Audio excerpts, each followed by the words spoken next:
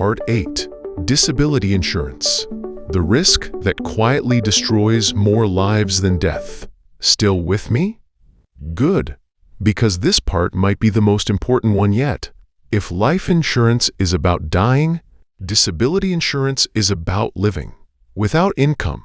And statistically speaking, this is the risk most people will actually face. Yet almost nobody plans for it. In Part 8, we're going to talk about the insurance that doesn't get attention, doesn't get marketed emotionally, and doesn't feel dramatic, but silently ruins more financial lives than almost any other risk. 1. The risk everyone underestimates. Most people fear death, but financially, death is clean. Disability is messy. When someone dies, income stops, insurance pays, assets transfer. The story ends. When someone becomes disabled, income stops or shrinks. Expenses often increase. Insurance is partial or delayed. The story keeps going. That's the nightmare scenario. Yet people obsess over life insurance and ignore disability insurance. That's backwards. 2. What disability insurance actually protects? Disability insurance does one thing. It replaces a portion of your income if you can't work due to illness or injury. Not your job, not your employer, not your career, your ability to earn. And for most people, their earning ability is their largest financial asset, bigger than savings, investments, property, retirement accounts.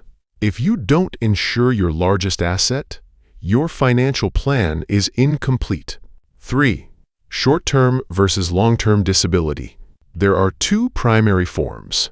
Short-term disability, STD, covers weeks to months, often employer-provided, lower benefit amounts, designed for recovery.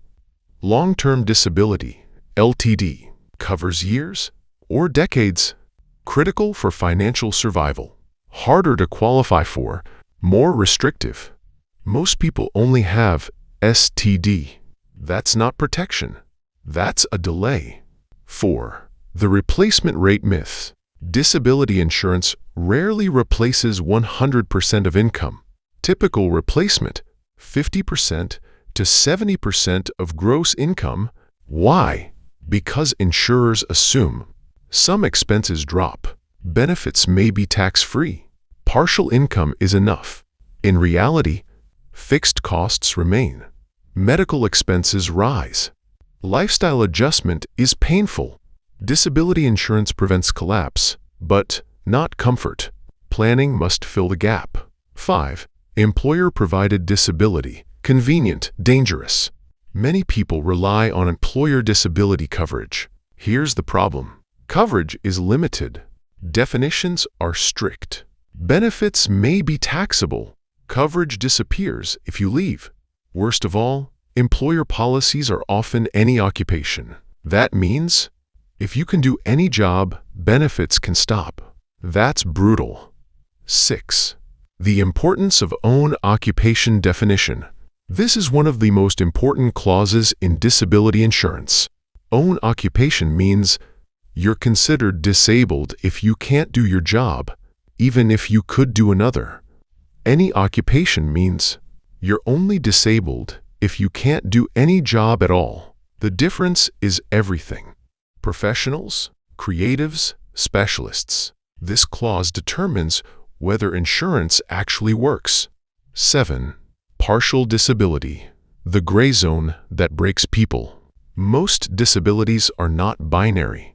You're not fully healthy or completely incapacitated. You're partially impaired. Many policies handle this poorly. Partial disability benefits are reduced, are time-limited, require constant proof, create ongoing stress. This is where financial pressure becomes psychological pressure.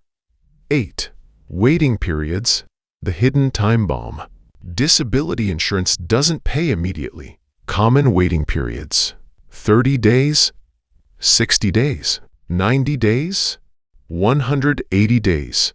That waiting period is your responsibility. If you don't have emergency savings, liquidity, expense flexibility, disability insurance won't save you. It will arrive too late. 9. Why young, healthy people need disability insurance the most. Here's the irony. The younger and healthier you are, the cheaper disability insurance is. The more income you have to lose, the longer the risk window is. Yet young people skip it because they feel invincible. Death feels abstract. Disability feels unlikely. Statistics disagree. 10. The mental health blind spot. Mental health claims are increasing, harder to approve, often capped, frequently disputed. Burnout, depression, anxiety. These are real disabilities. But many policies limit mental health benefits to 12-24 months. Lower payout thresholds. This gap catches people by surprise. 11. Self-employed and gig workers. Maximum exposure. If you're self-employed or in the gig economy, no employer coverage, no paid leave, no safety net. Income volatility. Disability insurance is not optional here. It's foundational. Yet most self-employed people avoid it due to cost until it's too late. 12. Disability insurance is harder to use than life insurance. Life insurance is simple. Death certificate payout. Disability insurance is adversarial. Medical evaluations. Ongoing documentation. Policy interpretation. Insurer scrutiny. Insurers expect claims. They just don't want yours. This is why policy quality matters more than price. 13. Why people cancel disability insurance and regret.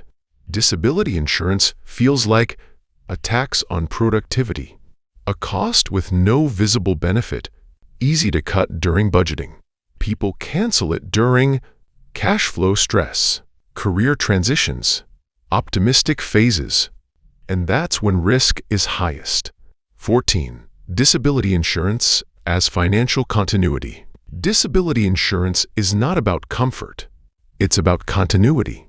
It allows rent or mortgage payments, food and utilities, basic dignity, time to recover. Without it, people liquidate investments, accumulate debt, destroy long-term plans, never fully recover financially. 15. The harsh truth. Most people think, if something happens, I'll figure it out. Disability removes your ability to figure it out.